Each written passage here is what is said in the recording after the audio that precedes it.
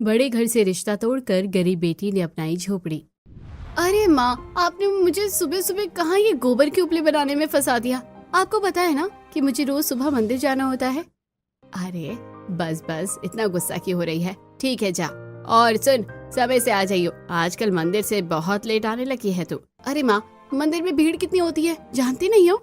अब तान्या नहा धोकर पूजा की थाली लेकर मंदिर जाती है और मंदिर में पूजा करने के बाद तान्या पूजा की थाली लिए गांव की नदी के पास आती है।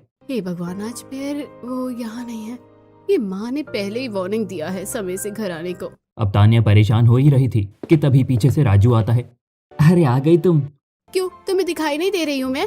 बड़े गुस्से में लग रही हो, चेहरा तो एकदम टमाटर की तरह लाल कर लिया है गुस्से से है। अरे भाई, पापा के साथ खेत चला गया था, इसलिए आने में वक्त लग गया। अब तान्या राजू के साथ कुछ देर तक नदी के पास बैठती है। वैसे तान्या, तुम मुझसे हमेशा ऐसे ही छुप छुप कर मिलती रहोगी या फिर शादी वादी भी करोगी? अब ये सुनकर तान्या के चेहरे पर थोड़ी सी घबराहट आती है। हाँ हाँ, शादी तो मुझे तुमसे ही करनी है, लेकिन मेरी माँ है ना, वो हमेशा मेरे लिए बड़े घर के रिश्ते ढूंढती है। कहती है कि उनकी बेटी ने अपने पिता की छोटी से झोपड़ी में बहुत संघर्ष किया है, तो अब शादी तो उसकी मैं बड़े घर में ही करूंगी। ये सुनकर गरीब राजू की आंखों में आंसू आ जाते हैं। देखा, इसलिए मैं तुम्हें कुछ बताती नहीं, तुम परेशान हो जाते हो। नहीं नहीं, उनका कहना भी ठीक है। तुम बड़े घर में जितना खुश रहोगे उतना मेरी झोपड़ी में खुश नहीं रह पाओगी। हाँ, पर मुझे तुम्हारी झोपड़ी का ही अनमोल प्यार चाहिए। मुझे पता है कि तुम मुझे वहाँ बहुत खुश रखोगे। अरे बाप रे, बहुत समय हो गया है। अच्छा, मैं चलती हूँ। अब तान्या फटाफट मंदिर से घर आती है। बोला था समय से घर आ जाना, लेकिन फिर भी लेट आई है। जब हैंडपंप के नीचे पड़े सारे झूठे बर्तन धोकर दोपहर का खाना बना ले। तेरे पिता खेती बाड़ी का काम करके घर आते ही होंगे। अच्छा ठीक है माँ, मैं अभी बर्तन धोकर खाना बना देती हूँ। वैसे मंदिर में आज भी बहुत भीड़ थी माँ। हाँ ठीक है। अब तान्या फटाफट हैंडपंप के नीचे बैठकर सारे गंदे बर्तन धोती है और फिर चूल्हे पर अपने पिता के लिए खाना बनाती है। अब दोपहर को तान्या के पिता फसल की कटाई करके घर आते हैं, जहाँ तान्या अपने पिता और अपनी गरीब माँ के लिए खाना परोसती है। खाने में आलू की सब्जी, रोटी और लहसुन की चटनी होती है। अरे भाग्यवान, थोड़े बहुत पैसे जुटाकर घर में 2-3 हरी सब्जियां भी ले आया करो। तुम्हारी बेटी कुछ खाना बनाना भी तो सीखे, अब उसकी शादी भी करनी है। हाँ ठीक है, सब सीख जाएगी, आप चिंता मत कीजिए। वहीं तान्या ये सुनकर उदास हो जाती है। दूसरी तरफ मेहर की देवरानी जो शहर में रहती है, जिसका बड़े बड़े घरों में आना जाना है। अब एक दिन मेहर की देवरानी कौशल्या घर में आती है। आओ आओ सावित्री, बैठो और बताओ कैसी हो। हाँ, मैं बिल्कुल ठीक हूँ। तभी सामने से कावेरी आती है, जिसके चेहरे पर एक अजीब टेंशन झलक रही होती है। क्या हो गया माता जी, आप बड़ी परेशान लग रही है। तभी कावेरी अपनी उलझन बताती है। क्या बताऊँ सावित्री, मेरे पति को मेरे छोटे पोते की शादी किसी गरीब घर की लड़की से करवानी थी, क्योंकि अमीर घर की बहू पाकर वो संतुष्ट नहीं थे। लेकिन अफसोस कि उनका देहांत हो गया, और अब जब मैं उनकी आखिरी ख्वाहिश पूरी करना चाहती हूँ तो मुझे कोई गरीब लड़की मिल ही नहीं रही है। अरे सावित्री, तुम माँ जी की बातें नजरअंदाज करो। मैं नहीं चाहती कि मेरे इस बड़े घर में कोई गरीब घर की लड़की आए। तभी बड़े घर की बड़ी बहू भी कहती है, सच में मुझे भी कोई गरीब लड़की इस घर में नहीं चाहिए। अरे आप सबको गरीब लड़की पसंद नहीं है, फिर माता जी वो इतनी क्यों टेंशन में है गरीब बहू को लेकर? इन लोगों के कहने से कुछ नहीं होगा। वही जो मेरे पति कह गए हैं, मैं उनकी आखिरी इच्छा जरूर पूरी करूंगी। सावित्री, तू बता, अगर तेरे घर में या तेरे रिश्तेदार में कोई गरीब लड़की है तो? सावित्री थोड़ा सा सोचती है और उसे अपनी जेठानी की बेटी का याद आता है। हाँ, एक लड़की तो है माता जी, जो बहुत गरीब है और गांव में रहती है। अरे वाह, फिर तो तुम उस लड़की के परिवार वालों से बात करो। अब कुछ देर बाद सावित्री वहां से चली जाती है। अब सावित्री अपनी जेठानी को फोन करके सारी बात बताती है। अरे शुक्रिया देवरानी जी, मैं तो कब से बड़े घर का रिश्ता अपनी बेटी के लिए ढूंढ रही थी। आप लड़के वालों को कहिए कि जल्द से जल्द मेरी बेटी को देखने आ जाएं। अब मेहर ये बात अपने पति और अपनी बेटी को बताती है। अरे ये तो बहुत अच्छी बात है, बेटी तुम खुश तो हो ना? तभी तान्या, जिसकी आंखें नम होती हैं, चेहरे पर दुख साफ झलक रहा होता है। नहीं पिताजी, मैं इस रिश्ते से खुश नहीं हूँ, क्योंकि मैं किसी और को पसंद करती हूँ, लेकिन वो गरीब है। क्या कहा? लड़का गरीब है? अरे तो फिर तू अपनी इस इच्छा को अपने अंदर ही दफन कर ले, क्योंकि मैं उस गरीब लड़के से तेरी शादी नहीं करूंगी। मैं तेरी शादी बड़े घर में ही करवाऊंगी। हे भगवान, मेहर, तुम्हारी बेटी ये कैसी बातें कर रही है? इस तरह तो ये हमारी बदनामी करवा देगी।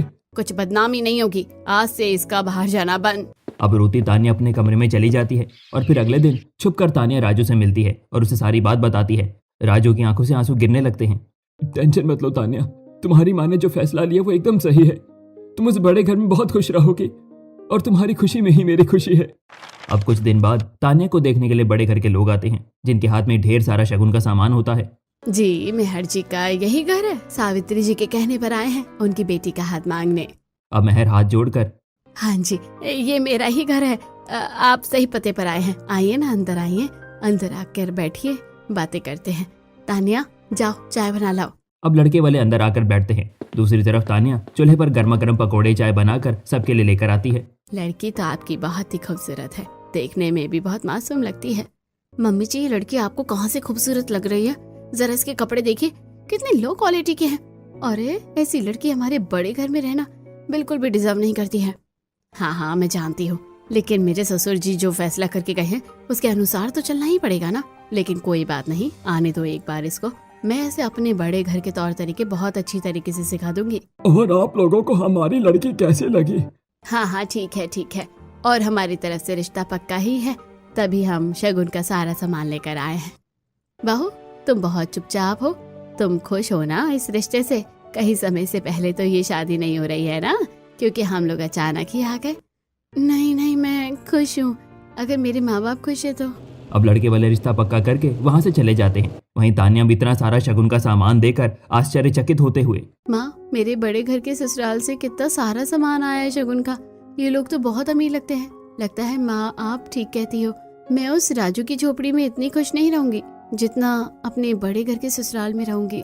अब तान्या इतना कहती ही है कि तभी उसके घर की बनी खिड़की के बाहर खड़ा राजू ये सब कुछ सुन लेता है और उसकी आंखों से आंसू गिरने लगते हैं। चलो, सुना तो था कि पैसा हर किसी की नियत बदल देता है। आज अपनी आंखों से देख भी लिया, अपने प्यार को बदलते हुए। अब राजू वहां से चला जाता है। वहीं तान्या बहुत खुश होती है। अब मोहल्ले के लोग भी मेहर से, अरे मेहर, सुनने में आया तेरी बेटी के लिए बड़े घर से रिश्ता आया है। बड़ी किस्मत वाली है तू तो। अरे, किस्मत वाली मैं थोड़ी ना हूँ, मेरी बेटी है। अब तो बस उसकी जिंदगी संवर ही जाए उस बड़े घर में जाकर। अब 3 से 4 हफ्ते गुजरते हैं, जिसके बाद पूरी विधि विधान के साथ तान्या शादी करके अपने बड़े घर के ससुराल में आती है, जहाँ बड़ी ही खूबसूरती के साथ तान्या का गृह प्रवेश होता है। आओ बहुरानी, कलश गिराकर घर के अंदर प्रवेश करो। अब तान्या कलश गिराकर घर में प्रवेश करती है। हाय रब्बा, मेरे ससुराल का घर कितना बड़ा है। इतने बड़े घर में रहते हैं मेरे ससुराल वाले। कितना खूबसूरत घर है। चारों तरफ कितनी कीमती चीजें रखी हुई हैं। एक्सक्यूज मी देवरानी जी, आप कहाँ खो गई हैं? रात बहुत ज्यादा हो गई है, जाइए अपने कमरे में आराम करिए, हमें भी आराम करना है। अब नितिन के साथ तान्या अपने बेडरूम में आती है। सुनो, ये पकड़ो नाइट ड्रेस, इसे पहनकर आराम कर लो। मैं तुम्हारे साथ इतने हैवी कपड़ों में नहीं सो सकता हूँ। सुनिए, ये छोटे छोटे कपड़े पहनकर सोना जरूरी है क्या? मैं कोई सिंपल साड़ी डाल लेती हूँ, क्योंकि मैंने आज तक ऐसे कपड़े नहीं पहने हैं। देखो, आज से पहले तुमने क्या किया है तान्या, मुझे नहीं जानना, क्योंकि अब हम लोग जो तुम्हें कहेंगे तुम्हें वही करना पड़ेगा। चलो जाओ, चेंज करो। अब अपने पति की रूड वॉइस सुनकर तान्या बहुत ज्यादा घबरा जाती है और वो फौरन जाकर शॉर्ट नाइट ड्रेस पहनकर आती है। दूसरी तरफ नितिन सो चुका होता है। वहीं तान्या जैसे ही बिस्तर पर लेटती है, वो कभी पैरों के पास से तो कभी अपने गर्दन के पास से नाइट ड्रेस को खींचने लगती है। हे भगवान, ये कपड़े कितने अनकंफर्टेबल है। मुझे तो इसमें नींद ही नहीं आ रही है। सारा शरीर इधर उधर से दिख रहा है। अब इसी तरह अगले दिन तान्या नहा धोकर सुंदर सी साड़ी हल्का मेकअप करके ससुराल वालों के सामने आती है। वही उसके जेठानी अपने हाथों में छोटे छोटे कपड़े लेकर तान्या के कमरे की तरफ आ रही होती है। तभी रिया रुककर, ओह माय गॉड, ये कैसे वाहियात कपड़े आपने पहने हुए हैं देवरानी जी। अरे, इस बड़े घर में आपको क्या लगता है कि हम लोग ऐसे कपड़े पहनते होंगे? अरे, इस घर में सभी लोग वेस्टर्न ड्रेस पहनते हैं। एक माँ जी है जिनकी उम्र ज्यादा है, जिस वजह से वो साड़ी पहनती है, और आप तो अभी जवान हैं। कृपया करके आप इसे चेंज कर लीजिए। ये पकड़िए कपड़े, ये पहन कर आइए। अरे जेठानी जी, पर मैं ऐसे छोटे छोटे कपड़े नहीं पहनती हूँ, और ये तो बहुत ज्यादा टाइट लग रहे हैं। तभी नितिन वहां पर आते हुए, तान्या, ये क्या लगा रखा है तुमने? हर चीज में मैं ये नहीं कर सकती, मैं वो नहीं कर सकती। अरे, बड़ी भाभी कह रही है ना तुम्हें ये शॉर्ट कपड़े पहनने के लिए, तो तुम्हें पहनना पड़ेगा। वैसे भी मैं नहीं चाहता कि मेरी वाइफ के कपड़े बोरियत भरे हो। मुझे खुद अपनी वाइफ के कपड़े स्टाइलिश पसंद है। चलो, चेंज करके आओ। अब तान्या उदास होकर अपनी साड़ी उतारती है और वो छोटे छोटे टाइट कपड़े पहनती है, और फिर उन टाइट कपड़ों के साथ ही वो मंदिर में पूजा करने जाती है। अब जैसे ही तान्या घंटी उठाकर घंटी बजाना शुरू करती है, तभी वहां पर उसके ससुर आते हैं। अरे, ये क्या सुबह सुबह शोर कर रखा है? हम लोगों को इन सब की आदत नहीं है, इसे बंद करो। सुबह की नींद खराब कर दी बहू तुमने। बजाना ही था तो इंग्लिश सॉन्ग बजाती। तभी तान्या की ननद, हाँ छोटी भाभी, आपको यहाँ पर ये पूजा पाठ की चोचली करने की कोई जरूरत नहीं है। हमारे घर में हफ्ते में एक बार पूजा होती है जो मम्मी ही कर लेती है। तभी वहाँ पर उसकी सास आती है। हाँ सही कहा, रोज रोज मंदिर की घंटी डुलाने से कुछ नहीं होता। चलो जाओ जाकर रसोई का खाना बनाओ। अब तान्या घंटी रखकर अपनी सास के साथ रसोई में आती है, जहाँ रसोई काफी लग्जरी और उसके अंदर कई इलेक्ट्रॉनिक सामान रखे होते हैं। माँ जी, हमारी रसोई में सिंपल चूल्हा नहीं है क्या? मुझे इलेक्ट्रॉनिक चूल्हा इस्तेमाल करना नहीं आता है। नहीं आता तो सीखो। अब तुम्हारे चक्कर में मैं 2 कौड़ी का गरीबों वाला चूल्हा इस रसोई में तो नहीं लगा सकती, इसलिए चुपचाप से तुम इसी चूल्हे पर खाना बनाओ। और खबरदार जो तुमने खाना खराब किया तो। अब घबराकर तान्या इलेक्ट्रॉनिक चूल्हा, रोटी मेकर, मसाला पीसने के लिए मिक्सर जैसी चीज़ों का इस्तेमाल करती है, जिसके कारण इलेक्ट्रॉनिक चूल्हे से तान्या का हाथ जल जाता है। वहीं मिक्सी चलाने से मिक्सी का ढक्कन खुलकर मसाला उसकी आंखों में गिर जाता है। और जब वो इलेक्ट्रॉनिक चॉपर का इस्तेमाल करती है तो गलती से चॉपर के अंदर उसकी उंगलियां चली जाती हैं, जिससे उंगलियों पर अनेक कट लग जाते हैं। इस बड़े घर में सुकून से ज्यादा तो मुझे तकलीफ महसूस हो रही है। लगता है मेरी अन्नपूर्णा माता मुझसे नाराज हो गई है, क्योंकि आज पहली बार मैं ऐसे अभद्र कपड़ों में खाना बना रही हूँ। अब कुछ देर बाद तान्या अपने ससुराल वालों के लिए डाइनिंग टेबल पर पहली रसोई का खाना परोसती है। खाने में लौकी की सब्जी, परवल का भरवा, दाल चावल, रोटी, पापड़, रायता, चटनी जैसे अन्य व्यंजन होते हैं, जिसे देखकर कौशल्या खाने की थाली उठाकर पटक देती है। ये कैसा घटिया गरीबों जैसा खाना बना रखा है तुमने बहू। इतने एक्सपेंसिव रसोई में जाकर तुमने यही बनाना आया? सच में मुझे तो लगा था कि देवरानी जी आप कुछ इटालियन, चाइनीज, मैक्सिकन जो ऐसा कुछ बनाएंगी, लेकिन आपने तो अपना गरीबों वाला खाना उठाकर हमारे आगे रख दिया। तभी तान्या घबराते हुए कहती है, जी मुझे तो ये सब बनाना ही नहीं आता है। सारा मन खराब कर दिया। अरे अगर मेरे ससुर का सपना नहीं होता ना इस घर में गरीब बहू लाने का, तो मैं तुम्हारी जैसी लड़की इस घर में भटकने भी नहीं देती। सच में दादाजी के एक ड्रीम की वजह से मेरी तो पूरी लाइफ स्पॉइल हो गई है। कहाँ मैंने सोचा था कि मैं अपनी कोई स्टाइलिश सेक्सी वाइफ लेकर आऊँगा, लेकिन मुझे शादी करनी पड़ी इस गवार से। ये सुनकर तान्या की आंखों से झरझर आंसू गिरने लगते हैं और उसे अपनी शादी के अगले दिन यह एहसास होता है कि उसके इस बड़े घर के ससुराल में कोई प्यार नहीं करता उससे, उसका पति भी नहीं। सुनो दादी, सास का कमरा ऊपर है, वो बीमार रहती है, बाहर नहीं निकलती, इसीलिए उनका खाना उनके कमरे में दे आओ। अब आंसू पहुंचकर तान्या दादी सास का खाना उनके कमरे में देकर आती है। खाना खाकर कावेरी, बहू खाना तो बहुत अच्छा बनाया है। जी शुक्रिया, एक आप ही हैं जिसने तारीफ की है। अब इसी तरह कुछ हफ्ते गुजरते हैं और एक दिन तान्या अपने लंबे काले घने बालों में आयुर्वेदिक तेल लगा रही होती है, जिसकी बदबू सूंघकर नितिन बहुत इरिटेट हो जाता है। ओह माय गॉड, ये कैसी बदबू फैला रखी है तुमने कमरे के अंदर। तान्या तुम्हारे ये बाल मुझे बिल्कुल पसंद नहीं है। इतने में वहां पर रिया आती है। सच में इतने लंबे बाल गंवारों की तरह कौन रखता है? कोई स्टाइलिश कटिंग करवा लेनी चाहिए ना अपने बालों में। नहीं, बालों से तो लड़कियों की सुंदरता झलकती है और लंबे बाल लड़की के भाग्य उदय का कारण बनता है। तभी वहां पर कौशल्या भी आ जाती है। पर मैं ये सब नहीं मानती हूँ, और मेरे घर में सबके बालों में स्टाइलिश कटिंग है। तुझे भी ये लंबे काले घने बाल कटवाने पड़ेंगे। जाओ बड़ी बहू, आज इसके बाल कटवा कर लाओ। ये सुनकर तान्या बहुत मायूस हो जाती है और रिया चिढ़कर उसे ब्यूटी पार्लर में लेकर जाती है और उसके लंबे काले घने बालों को शॉर्ट हेयर में कन्वर्ट कर देती है। वहीं तान्या की आंखों में आंसू गिर रहे होते हैं। हे भगवान, मेरी माँ ने कितने जतन से इन बालों को बड़ा किया था और मेरे बड़े घर के ससुराल वालों ने एक पल में इसे कतर कर रख दिया। इसी तरह अगले दिन रिया अपने हाथों में छोटे छोटे कपड़े और हील्स लेकर तान्या के कमरे में आती है। देवरानी जी, ये लीजिए स्टाइलिश कपड़े और हाई हील्स है, इसे पहन लीजिए। आज हम पार्टी में जा रहे हैं। देवर जी आप भी चलिए, मजा आएगा। कैसी पार्टी है जेठानी जी? क्या हम किसी भजन कीर्तन में जा रहे हैं? आर यू क्रेजी देवरानी जी? मुझ जैसी यंग लेडी कीर्तन में जाएगी? अरे मैं तो क्लबिंग करने जा रही हूँ और आप भी। तभी तान्या घबराकर, नहीं, मैं क्लब नहीं जाऊंगी, वहाँ तो सब दारू पीते हैं। तुम जाओगे तान्या, तुम मेरी पत्नी हो और मुझे अपनी पत्नी ऐसे गवार नहीं चाहिए जो मेरे साथ क्लबिंग ना कर सकती हो।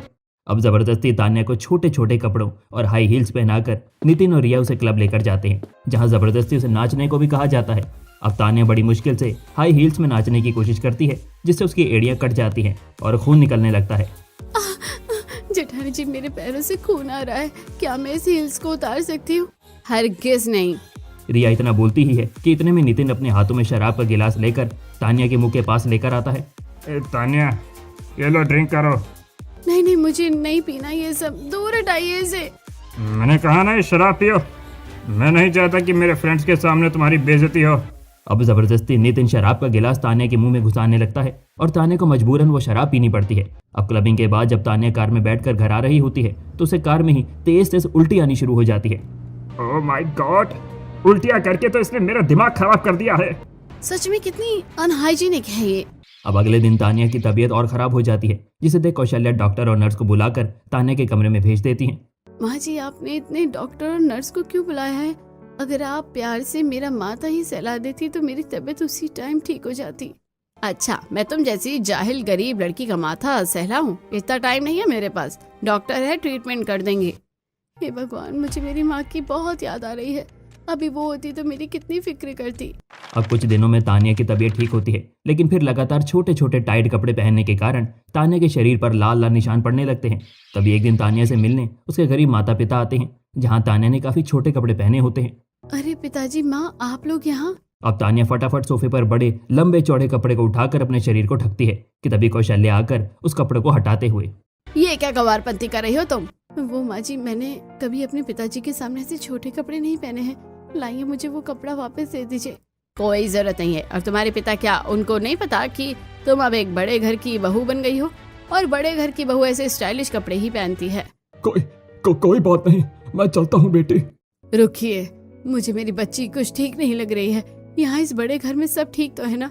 बदन पर निशान भी है। हाँ, सब ठीक है। अब आपकी गरीब बेटी इस बड़े घर की बहू बनी है तो थोड़ी बहुत चीजें तो इसे सिखानी ही पड़ेगी। बस उन्हीं चीजों से इसे थोड़ी तकलीफ हो रही है। ठीक है बच्ची, अपना ध्यान रखना, मैं चलती हूँ। अब अपनी माँ से दो बोल प्यार के भी तान्या नहीं बोल पाती थी और उसे इस बड़े घर में अब एक अजीब सी घुटन महसूस होने लगती है। इसी तरह कुछ हफ्ते गुजरते हैं और एक दिन नशे की हालत में नितिन अपने कुछ दोस्तों को घर बुलाकर लेकर आता है और हॉल में तेज गाना बजाकर अपनी बीवी को नाचने को कहता है। चलो तान्या, जरा हम लोगों के सामने नाच कर दिखा। तुम मेरे फ्रेंड्स के साथ भी डांस कर सकती हो, क्योंकि मैं भी करता हूँ इनकी वाइफ के साथ डांस। अब नितिन के नशेड़ी दोस्त जानबूझकर शरीफ तान्या के पास आते हैं और उसे गंदी नियत से छूने लगते हैं। ये क्या कर रहे हैं आप? छोड़िए मुझे। नितिन जी, आपके दोस्त मुझे गंदी तरीके से छू रहे हैं। तान्या अपनी तकलीफ से रो रो कर बयां कर रही होती है, लेकिन नितिन बिना कुछ सुने गुस्से से एक तमाचा उसके गाल पर लगाता है। चुप करो, तुम्हें छोटी छोटी बातों का इशू बनाने की जरूरत नहीं है। अमीरों की पार्टी में इतना सब कुछ चलता है, बर्दाश्त करो। ये सुनकर तान्या की आंखों से आंसू गिरने लगते हैं। वो अपने गुस्से को रोक नहीं पाती और अब गुस्से से तान्या म्यूजिक सिस्टम को जाकर बंद कर देती है। तान्या, ये क्या बदतमीजी! तभी वहां पर आती रिया। लगता है फिर से इन्होंने कुछ कारनामा कर दिया। क्या कर रही हो देवरानी जी? आपको दिखाई नहीं दे रहा देवर के फ्रेंड्स पार्टी कर रहे हैं?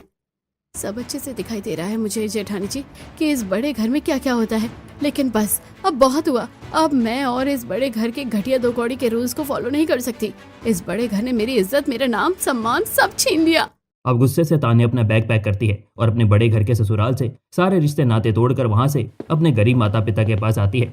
मेरी बच्ची, ये कैसी हालत कर ली है तूने अपनी? और तेरे बदन पर वो निशान अब तक खत्म नहीं हुए हैं। ये उस वक्त भी था जब मैं तेरे ससुराल आई थी। बाल भी छोटे। नहीं माँ, नहीं खत्म हुए वो निशान। और ये बाल भी उन्होंने कटवा दिए हैं माँ। उन्होंने मुझे शराब भी पिलाया माँ, और मेरे पति के दोस्त ने मुझे गंदी तरीके से छूने की कोशिश भी की माँ। बस चुप हो जा मेरी बच्ची। अच्छा हुआ तो उस बड़े घर से सारे रिश्ते नाते तोड़ कर आ गए। अब तुझे उस नर्क में जाने की जरूरत नहीं है। अब तान्या बिलक बिलक कर रो रही होती है कि तभी उसके चौखट पर राजू आता है। राजू तुम, अरे चले जाओ यहाँ से। तुम्हारी तान्या बर्बाद हो चुकी है और उसे अब इस दुनिया में कोई नहीं अपनाएगा। तभी राजू तान्या का हाथ पकड़कर, नहीं, ऐसा नहीं है तान्या, मैं आज भी तुम्हें अपनाने के लिए तैयार हूँ। बेटा तुम तैयार हो, लेकिन तुम्हारे परिवार वाले? मेरे होते हुए कोई कुछ नहीं बोलेगा। अब तान्या के गरीब माता पिता तान्या के कुछ ही हफ्तों में गरीब राजू से पूरे विधि विधान के साथ शादी करवा देते हैं। अब तान्या अपनी झोपड़ी के ससुराल में आती है। आओ बहू रानी, इस कलश को गिराकर घर के अंदर प्रवेश करो। अब घबराकर तान्या कलश गिराकर अपनी झोपड़ी के ससुराल में गृह प्रवेश करती है। चलिए भाभी, आराम कर लीजिए। अब तान्या अपने पति के साथ एक छोटे से कमरे में जाकर आराम करती है। अगले दिन सुबह तान्या जैसे ही उठती है, उसकी सास एक सुंदर बनारसी साड़ी लेकर, ये लो बहू, ये साड़ी पहनकर तैयार हो जाओ, तब तक मैं तुम्हारे लिए कुछ खाने को बना देती हूँ। माँ जी, ये साड़ी मेरे लिए, ये तो बहुत खूबसूरत है। अब तान्या कमरे में आकर एक सुंदर सी साड़ी पहनकर तैयार होती है। हे भगवान, एक मेरे बड़े घर के ससुराल वाले थे जो मुझे जबरदस्ती छोटे कपड़े पहनाते थे। वहीं मेरी झोपड़ी में रहने वाली सास मुझे कितनी खूबसूरत साड़ी दे रही हैं पहनने को। अब तानिया जैसे ही तैयार होकर आती है, धनवंती और उसकी ननद बड़े ही प्यार से उसके लिए आलू की सब्जी, पूरी का पकवान बनाकर उसके आगे परोसते हैं। भाभी खाना खा लीजिए, आपको भूख लगी होगी ना। राजू भैया आप भी भाभी के साथ ही खाइए, एक ही थाली में खाने से प्यार बढ़ता है। ये सुनकर धनवंती और उसकी बहू तानिया मुस्कुराने लगती हैं और अब राजू और तानिया एक ही प्लेट में प्यार से खाना खाते हैं। वहीं राजू प्यार से तानिया को अपने हाथ से खाना खिलाता है। हे भगवान, एक मेरे अमीर पति थे जो जबरदस्ती मेरे मुंह में शराब डालते थे, और एक मेरा गरीब पति है जो मुझे प्यार से इतना स्वादिष्ट भोजन खिला रहा है। कहाँ खो गई बहू, खाना ठीक नहीं है क्या? नहीं माँ जी, खाना बहुत अच्छा है और आपने इतने प्यार से बनाया है तो इसका स्वाद और बढ़ गया है। पर सच कहूँ तो मैंने कभी नहीं सोचा था कि मुझ जैसी अभागन से आप लोग इतना प्यार करेंगे। कुछ अभागा नहीं होता है, तुम तो मेरे लिए मेरी लक्ष्मी बहू हो। ये सुनकर तानिया की आंखों से आंसू गिरने लगते हैं। इसी तरह कुछ हफ्ते गुजरते हैं और अब तानिया की सास अपनी बहू के माथे में रोज आयुर्वेदिक तेल से मालिश करती, जिससे उसके बाल फिर से लंबे घने हो जाते। शुक्रिया माँ जी, आपके मालिश से मेरे बालों में फिर से बढ़ोतरी हो गई। हे भगवान, मेरी सास कितनी अच्छी है। घर छोटा है लेकिन दिल बहुत बड़ा है इनका। एक मेरी अमीर सास थी जिसने जानबूझकर मेरे सुंदर बालों को कतर कर रख दिया था। अब इसी तरह एक दिन राजू तानिया के साथ मंदिर आता है और मंदिर में माथा टेक कर पूजा करता है। हे भगवान, तेरा लाख लाख शुक्र है जो तूने मुझे उस पापी पति से दूर कर दिया जो मुझे जबरदस्ती क्लब लेकर जाता था। उससे अच्छा तो मेरा ये गरीब पति है जो मेरे साथ आकर मंदिर में पूजा करता है, माथा टेकता है। क्या हुआ तानिया? अरे कुछ नहीं राजू, वैसे तुम सच में बहुत अच्छे हो। अब तानिया और राजू मंदिर से आ रहे होते हैं कि तभी अचानक मौसम खराब हो जाता है और तेज तेज बारिश होने लगती है। अब तानिया और राजू भीगते हुए घर आते हैं, जिससे अगले दिन तानिया की तबीयत बहुत खराब हो जाती है। ये देख धनवंती अपनी बहू के माथे पर ठंडी पट्टी करती है और पैरों में तेल की मालिश करती है। बहू, अब तबीयत कैसी लग रही है? हाँ माँ जी, शरीर में बहुत आराम है और आप इतने प्यार से मेरी परवाह करेंगी तो मैं बिना दवाई के ही ठीक हो जाऊंगी। मेरी गरीब सास मेरी कितनी सेवा कर रही है। एक मेरी अमीर सास थी जो मुझे बीमार हालत में कमरे में छोड़कर चली जाती थी। अब धीरे धीरे तानिया अपनी झोंपड़ी के ससुराल में बेहद खुश रहने लगती है। पर तभी एक दिन तानिया से मिलने उसके गरीब माता पिता आते हैं। ये देख धनवंती अपने हाथ से पकवान बनाती है। माँ जी हटिए ना, मैं बना देती हूँ। नहीं, तू जा, अपने माता पिता के साथ जाकर बैठ। तेरे माता पिता इतने दिनों बाद आए हैं। अब दूर से ये देख रही मेहर बहुत खुश होती है। कुछ देर बाद धनवंती पकवान बनाकर मेहर और साहिल को खिलाती है। बेटी, मुझे लग रहा है कि तू अब पहले से बहुत खुश है। तेरे चेहरे पर मुझे अब पहले वाली रौनक और चमक दिखाई दे रही है। सच कहा, मुझे भी ऐसा ही लग रहा है। लगता है मेरी झोंपड़ी वाले दामाद ने मेरी बेटी को वो सब खुशियां दे दी जिसके लिए मेरी बेटी तरस रही थी। माँ, पिताजी, मैं तो अपनी तरफ से पूरी कोशिश करता हूँ कि तानिया हमेशा खुश रहे, उसको कभी दुखों का सामना न करना पड़े। तभी तानिया कहती है, कोशिश ही सही पर मेरे पति मुझे बहुत खुश रखते हैं माँ। और सच कहूँ तो मुझे विश्वास नहीं होता कि मेरे साथ हुए इतनी घिनौनी हरकतों के बाद मेरे गरीब ससुराल वालों ने मुझे अपनाया और मुझे इतना प्यार दिया। आज मुझे एहसास हो गया है कि मेरे ससुराल का घर बेशक से छोटा है लेकिन उनका दिल बहुत बड़ा है।